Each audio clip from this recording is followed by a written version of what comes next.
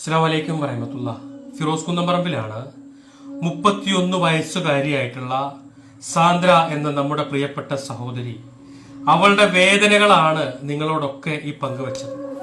ഈ വീഡിയോ കാണുന്ന നിങ്ങൾ എല്ലാവരും ഈ പ്രിയപ്പെട്ടവളുടെ കിഡ്നിയും പാൻക്രിയാസിസും മാറ്റിവെക്കാൻ വേണ്ടിയിട്ട് 35 ലക്ഷം രൂപ കണ്ടെത്താൻ വേണ്ടിയിട്ട് നിങ്ങൾ എല്ലാവരും ഞങ്ങളോടൊപ്പം നിൽക്കണം.